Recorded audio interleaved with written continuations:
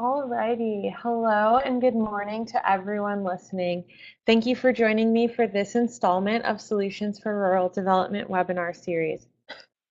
Today we've got three wonderful speakers from around our beautiful state discussing solutions and difficulties of blight in rural communities. For first-time listeners, I want to let you know that this webinar series is brought to you for free by the Arizona Rural Development Council and Local First Arizona Foundation. These monthly webinars are based around rotating topics that address various issues and solutions surrounding the development process, specifically to rural areas. Now, before we get started, I just want to hit a few housekeeping rules. For your audio, your sound, make sure that your volume is at the appropriate level. I know it sounds really simple, but sometimes just turning it up a little bit or turning it down makes the world of a difference. For your visual, we advise that you make sure all of your computer programs or windows are closed. This can help the speed of your internet processing. If you're having any severe issues, we suggest just logging out of the webinar and then reusing your registration that you logged in to log back on. And that often fixes the issue. This webinar is being recorded and will be sent out approximately 1 week after the live recording. For Q&A, we will have short moments of clarifying questions at the end of each speaker's presentation. However, if you have a really hardy question, we ask that you save it till the end so that everyone has the opportunity, all of our speakers have the opportunity to finish presenting, and then we will have time for Q&A at the end. Alrighty, so that's me. I'm your facilitator and host, Maya Ozzie. I grew up in the Blue Ridge Mountains of Virginia and moved to the desert to pursue grad school a few years ago. My past and current work and research has focused around community and economic development, tourism development, and natural resource management all throughout rural areas. A huge point of focus within my work is sustainable and equitable solutions. Here we have Jill Bernstein. Jill has over 25 years of nonprofit experience in the arts and the environment in Arizona. She joined Keep Arizona Beautiful as executive director in 2012 and is dedicated to building a strong network of affiliates in rural areas throughout the state, along with a long range of resources to support community-based efforts that seek to improve local environments. She believes each of us is responsible for helping to keep our world clean and beautiful. Up next, we have Jessica Vanoy. Jessica has been a code enforcement officer for the city of Sierra Vista for 2 years. And, oh, sorry, I got confused. For 2 years and was an animal control officer for 7 years. She holds a Bachelor of Science degree in criminal justice from NAU. Jessica holds a variety of responsibilities, including inspections, networking with local, state, and federal entities, and managing a foreclosure registry. She has helped to lead efforts to expand her division's impact in the community and implemented many new initiatives. We have Andy Heretic. And Andy has been employed by the city of Bisbee for over 13 years. Within the Public Works Department, he started the Community Recycling Program.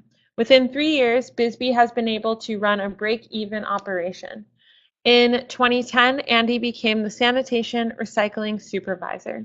Prior to his work, he has had 8 years management experience working with Tucson Country Club while owning part of the Tucson restaurant Presidio Grill. In today's webinar, you will be taking away strategies to improve quality of life for your community, how to create a strong team to address issues of blight in your community and be successful within that, and how to measure your success. So we're going to go get started right away with our first presenter, and that will be Miss Jill. Please Hi, take it away. everyone. Hi. As Maya mentioned, I'm the Executive Director of Keep Arizona Beautiful. We focus around the state, particularly in rural areas, and we've been doing a lot of work in the last couple of years on issues related to blight. Okay, let me move on. So it's funny when I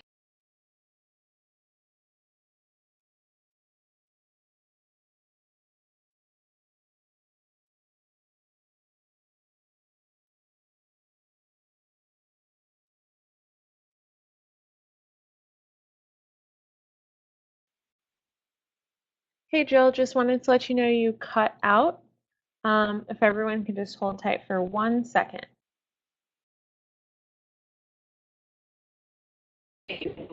that negatively impacts the aesthetic appeal, public health, and environmental health of a community.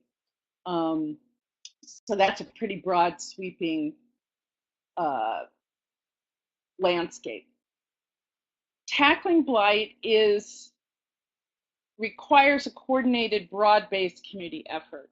And this is an important point because as often happens in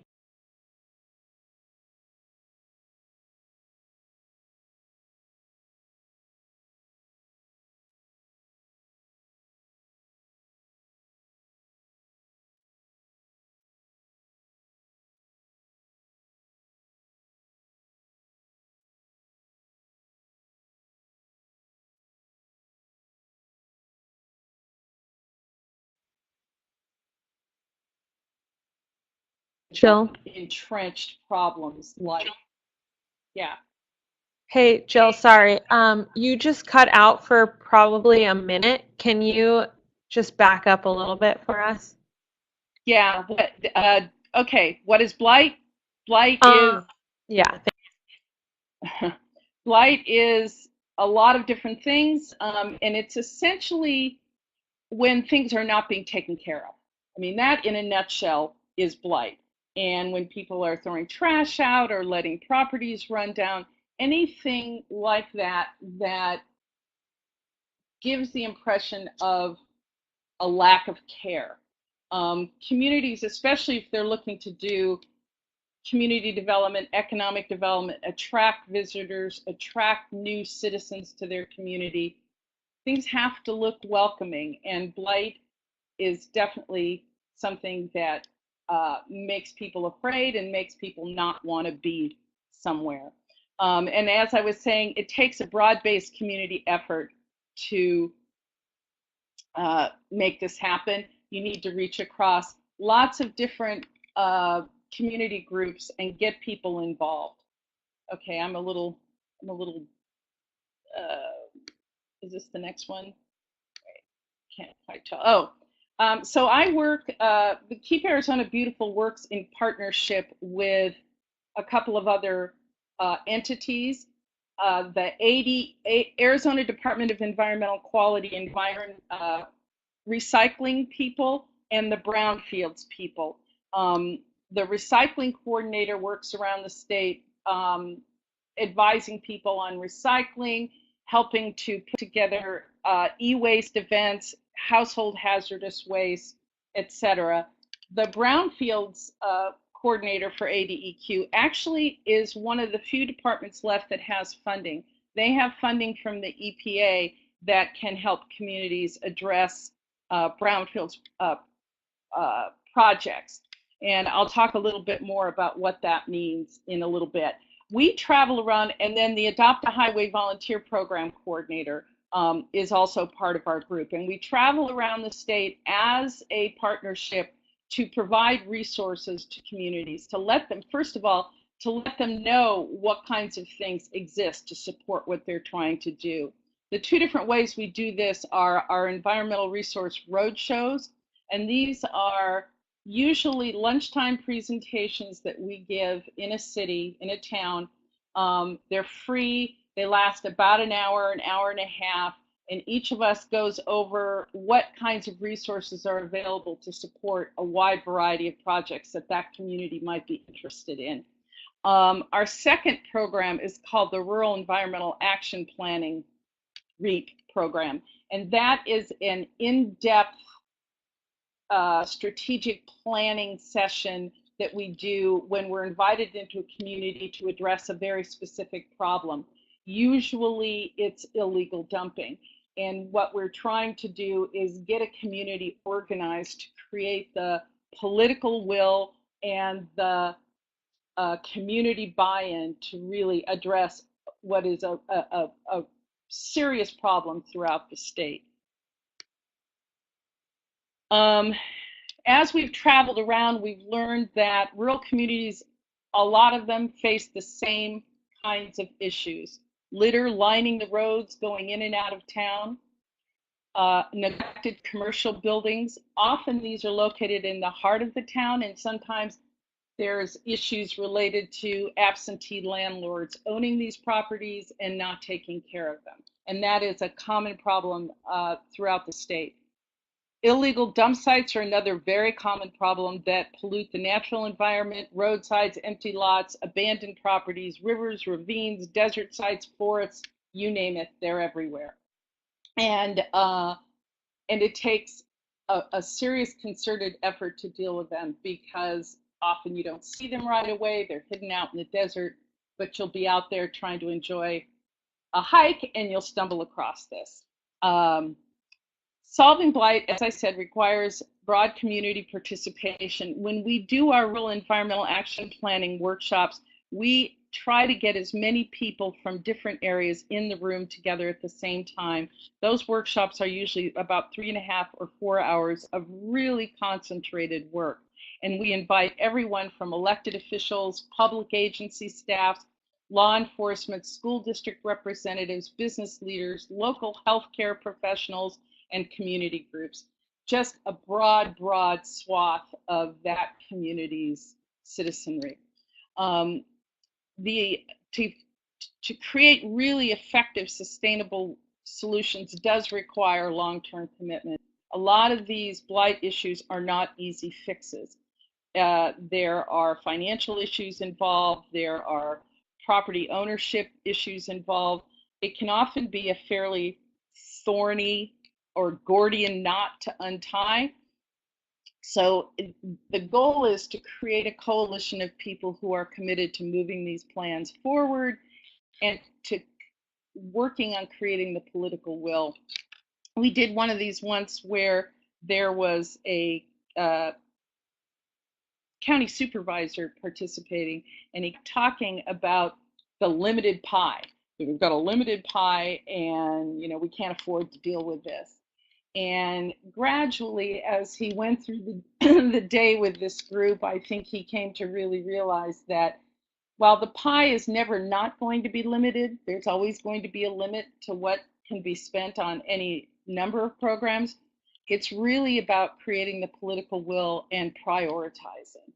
And especially in a community that's looking to develop economically, and who isn't, these are issues that can't be put off, because while they seem expensive up front, they're going to be even more expensive down the line. There's a community that I know of that's been collecting recycling materials for 20 years and just piling it up. They've never actually recycled any of this stuff. That is now a large, toxic, basically dump filled with ticks and spotted fever, and the cost for them to deal with it now is in the hundreds of thousands of dollars. So it really is about creating political will and creating a long-term plan that you can go step by step to make these things happen. You know what, the page numbers, I'm getting lost.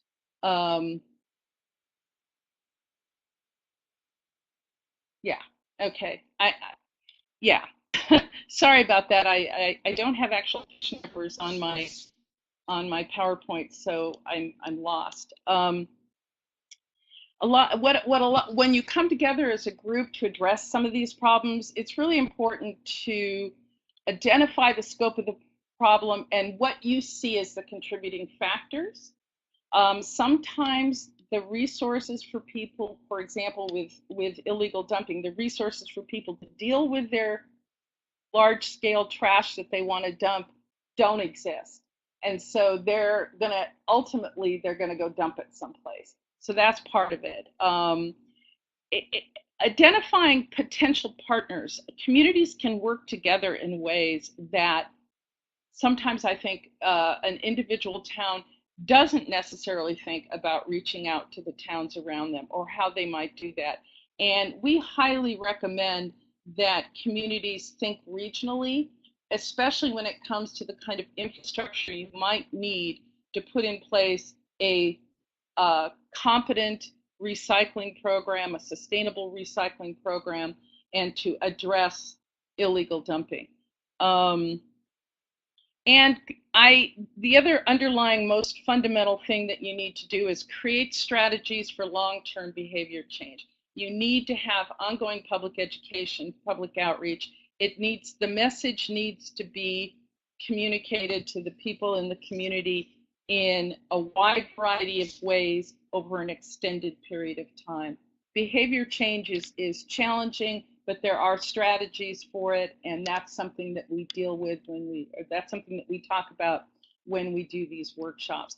So our job as Keep Arizona Beautiful is essentially to provide as much educational support as possible, to convene communities who are looking to develop plans and to help the communities keep the ball moving forward.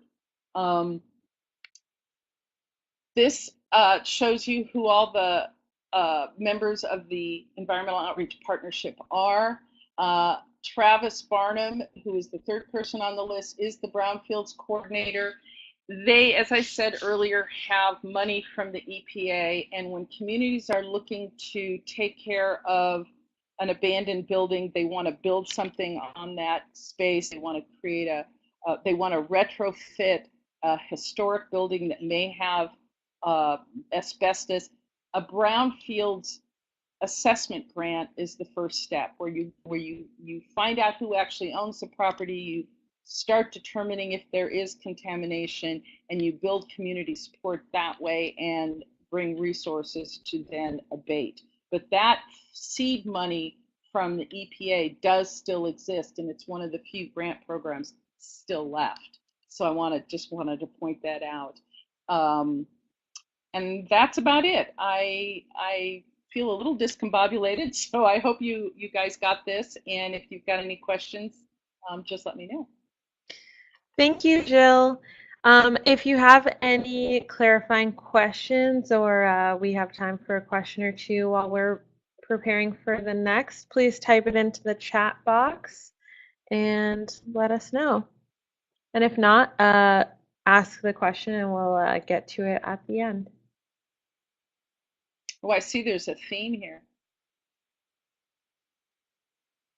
Alrighty, so we're gonna get ready for Miss Jessica. Thank you.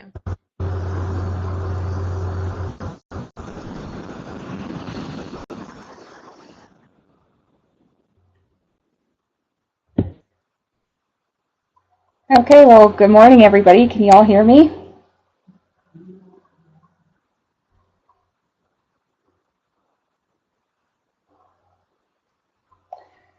Okay, well, as I was introduced, my name is Jessica. I'm the only code enforcement officer for the city of Sierra Vista. I'm going to be talking to you about how we've really reorganized the code enforcement objective with the city for the last 2 years.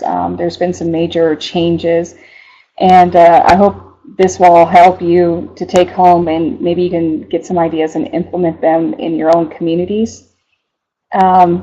Just a quick outline, networking is something that I do day in and day out, and it pays huge dividends for this. Volunteers and looking at your results and trying to plan ahead, these are all things that have helped this program really get up off the ground, and it's been having awesome results around here. With networking, when you get the right support from key players, and then you back that up with some pretty powerful city or county codes, that really helps you do your job well, and you can start seeing results. Sierra Vista, I'm really fortunate to have a pretty healthy budget for abatement, which means when I can't get a property owner to take care of things, then I will go in and take care of it for them after we do some legal work. That's really been helping us out with taking care of stuff long term. And the other thing is we've been proactive. So we're purposely going into neighborhoods and looking for violations before they get called in and catching them early in the process, so we don't have such a big problem with dealing with it later on when it becomes a huge junkyard with a million different appliances or something like that. So first of all, in networking, the City Council 3 years ago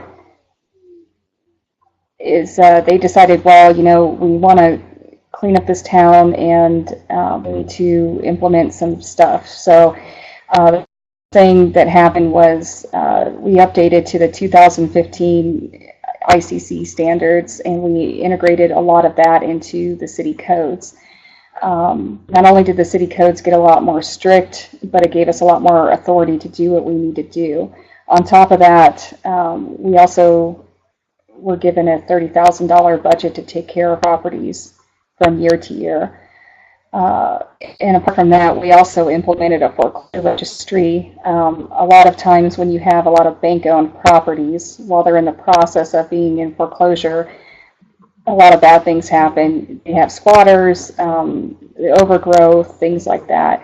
With this foreclosure registry, these banks are registering these properties with me and giving me contact information to get them cleaned up and secured and taken care of in the process. And that has been a wonderful, wonderful thing. Not only is it bringing in more money to the city, but we're getting these properties taken care of a lot more quickly. Apart from that, being proactive, we literally broke the city up into 13 different areas, and we go area by area looking for all of these properties that are not in compliance, and we catch them early on in the process, and then we start working with the homeowners or the renters.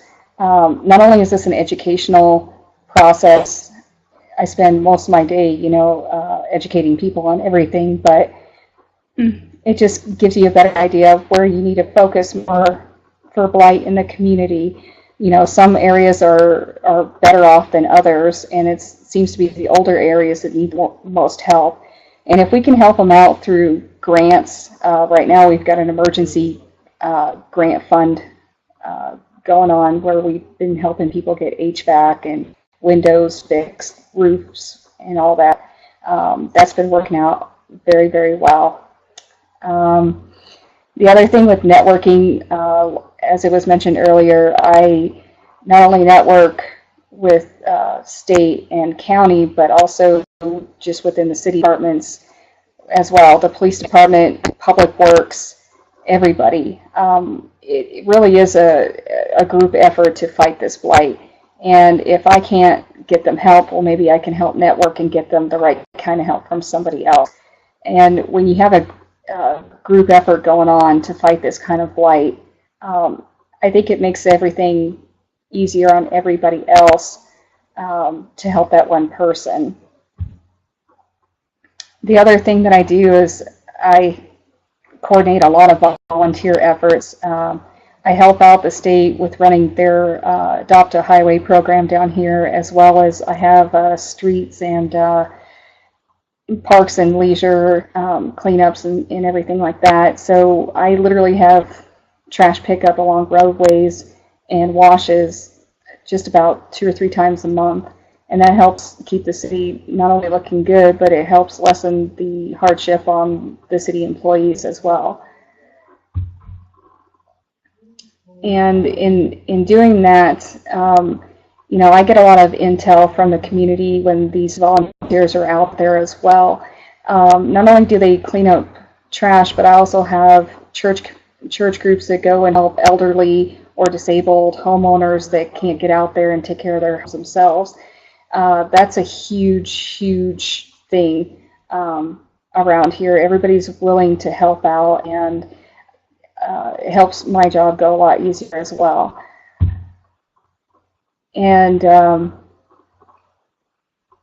in doing this, you know, your success with all of this, you start seeing changes, you hear people talk. You know, my favorite thing to give my boss is before and after pictures of different properties. And that in itself says a lot, especially when, you know, the right people are coming to you, you know, the higher ups, and they're saying, hey, you know, we see a lot of differences. One of the things that I hit hard this past year was we were having a lot of homeless people problems around town. So I started getting with a lot of vacant property owners where these people were. I enacted trespass orders through the police department with these landowners, and then worked with landowners to clear the land. If it's visible in there, these people don't want to be there. And not only has that really cleaned up a lot of the illegal dumping that comes with being homeless, but it's beautifying the city at the same time. And then, you know, at the end of the year, we look at cases, look at areas that need more help. This will help determine, you know, a future budget, and whether you need to close any kind of loopholes with the city codes and things like that. And then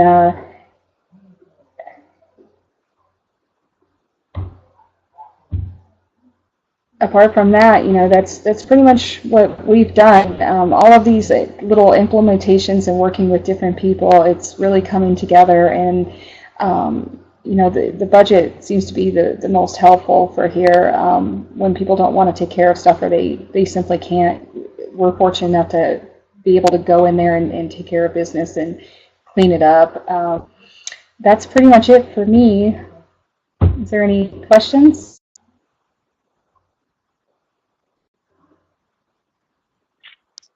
Thank you, Jessica.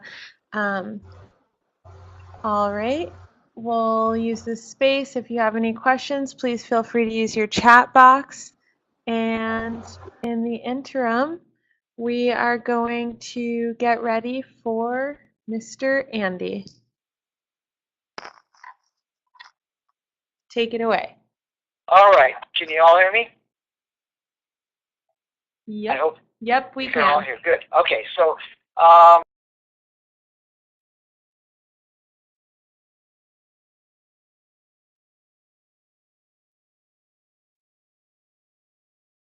you see for Arizona Clean and Beautiful, it appears on the shoulder of every municipal employee in the city of Bisbee, and it also appears on the entrance signs of our city as you enter. We are affiliate members with Arizona Clean and Beautiful, and I would encourage you out of the gate, if you haven't called them or been to one of our meetings, you should come. But today what I'm going to talk to you about is how do you build a recycling program. And the things you're going to need, you have to start with a plan. You'll need a market, and I'm going to give you a list of equipment and then a way to implement your program. And I'm going to make this sound simple because it really is. Sometimes I think we overthink things and they get so complicated we can't get out of the gate. But the first thing I want you to look at is a pile of garbage, because all recycling starts out as garbage. And there's something in this pile you don't see. And if you're not recycling, you would see it, and that would be huge amounts of cardboard boxes. And most of those boxes are going to say paper cups on them. And then the second biggest box you're going to see is going to say napkins. Restaurants and fast food establishments produce more cardboard than you'll ever know. 45% of the waste stream is commercial cardboard. So what will you recycle? One of the things that we do when we start recycling is we all want to do curbside, and we all want to go in and we want to do all this recycling. Well, one of the first things I mentioned is that you'll need a market. And what that means is you can recycle whatever you want, but if you don't have a place to take it, it'll end up the way Jill described another community here in the state where now you have tons and tons of recycling, but you didn't know what to do with it. So before you look at that pile of trash, make sure you have a place to take your recycling. The reason I talked about cardboard, because if you want to do the way recycling works these days, is you can't take mixed recycling. You have to have a clean product. So it may be in your community, you start with your businesses and you start with cardboard because it's easy. What kind of equipment will you need? Well, in order to do that, you will need something to pick your cardboard and your recycling up.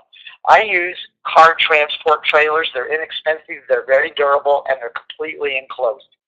That's part of what you're going to need.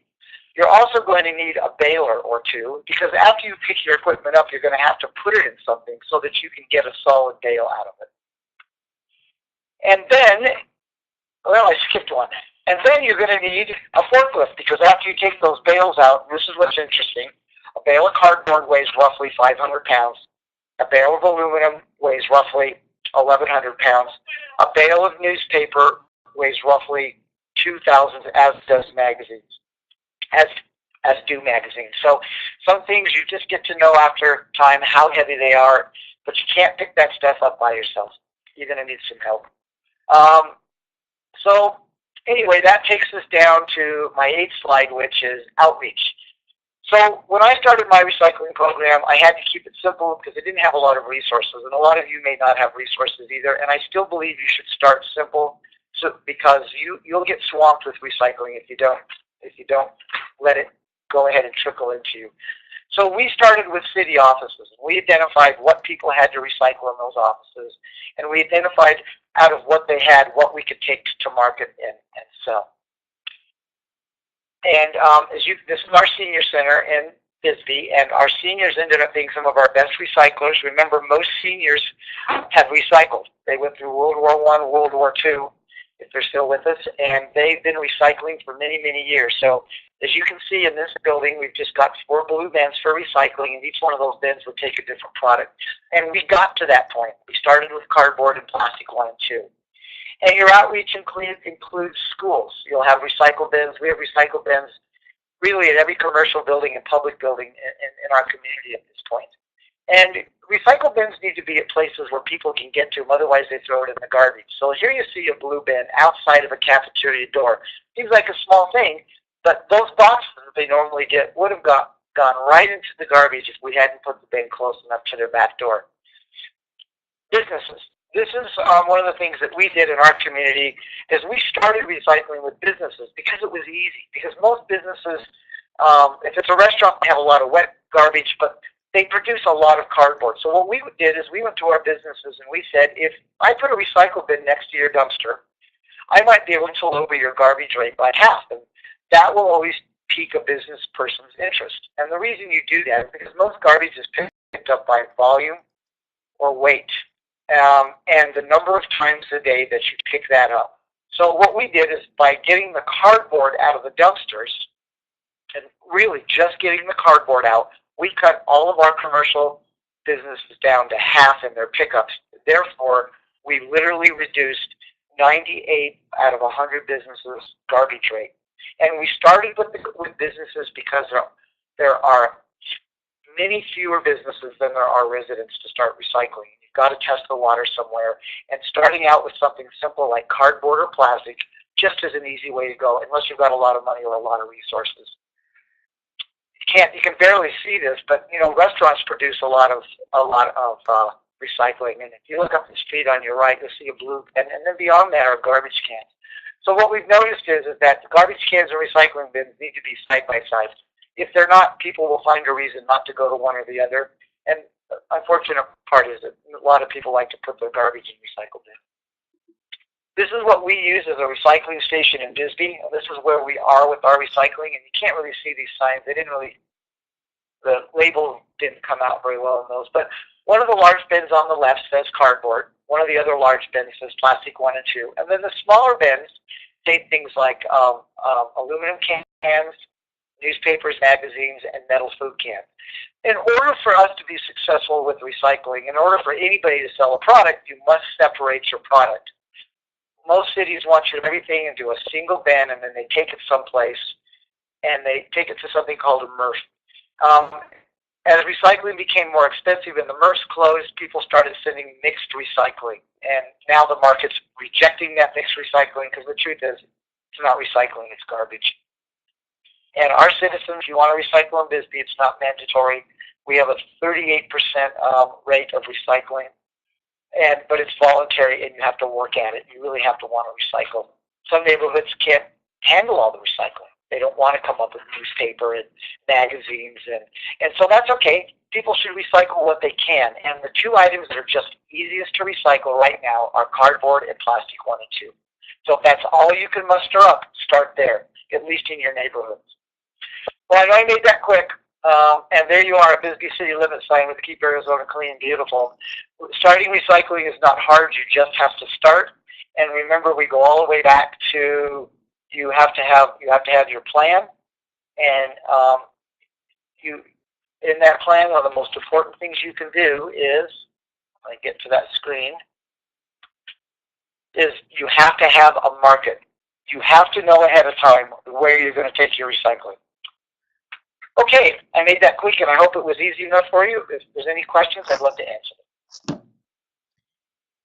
Thank you, Andy. Thank you. All right, so now's the time. If you've digested that, if you have any questions, please feel free to type them into your chat box, and we can field those. And if you need some time to think it through, we've learned a lot of really pertinent information.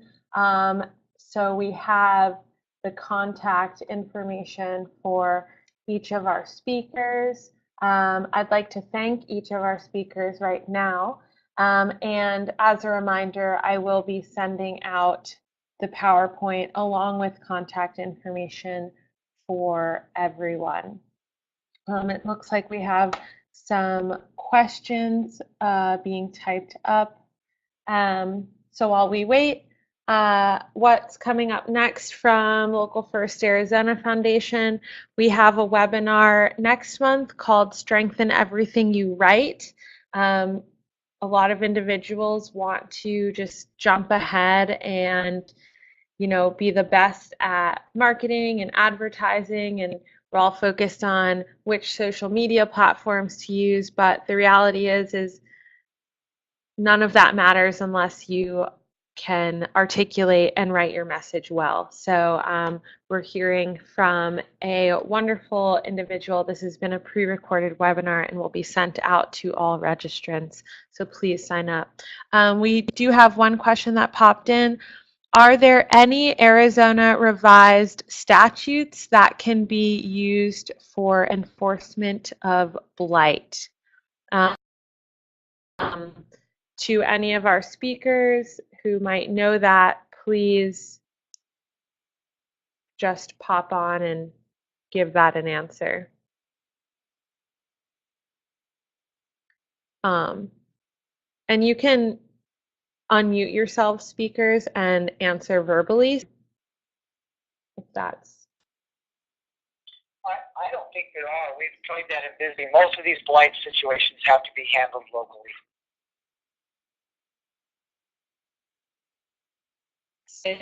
Yeah, I was going to say that's what we've discovered is there's lots of statutes, but they're not statewide. They're counties or towns, etc.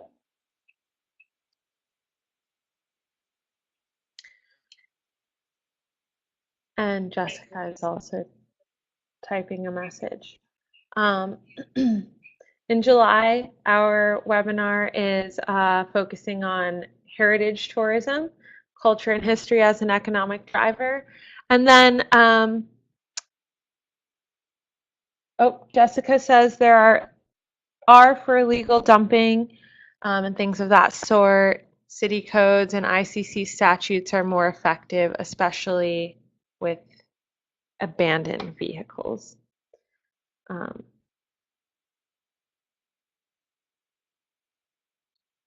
We've got some more typing.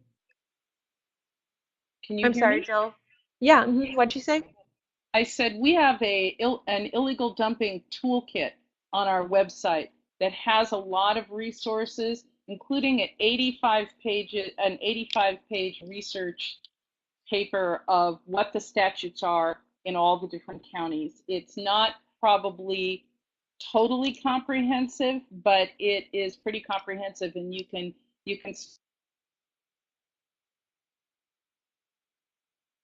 Jill, you just cut out. But that is great feedback. So please head over to the Keep Arizona Beautiful website for that toolkit and what I would imagine be a wealth of other tangible resources.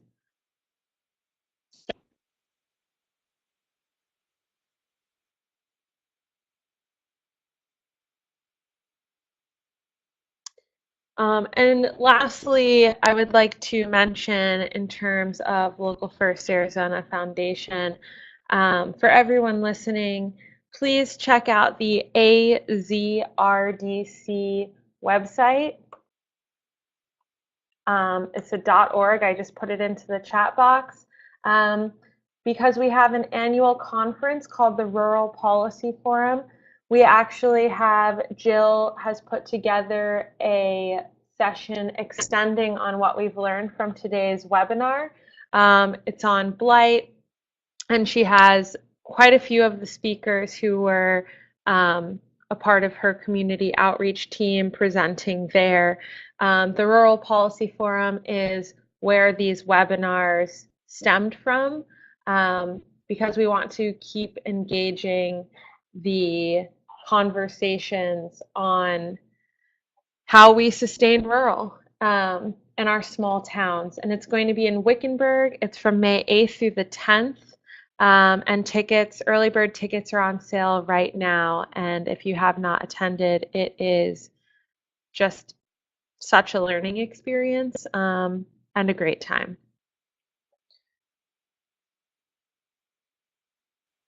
Oops, August. You're right, yeah.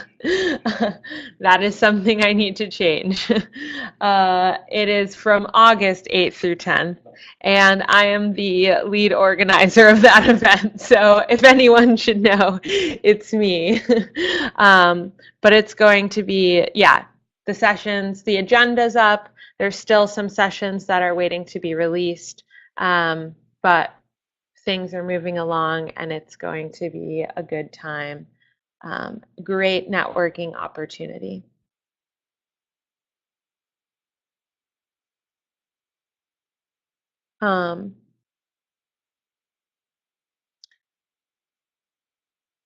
We've still got some questions coming in about code enforcement experience.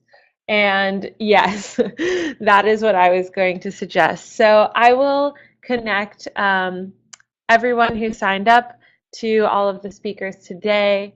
We cannot thank you enough for being participants and caring about the communities you live in. So feel free to reach out to me for any questions, and if not, then you'll be receiving an email from me with this recording and some more information on the events that I mentioned in about a week. I hope you all have a great rest of your day.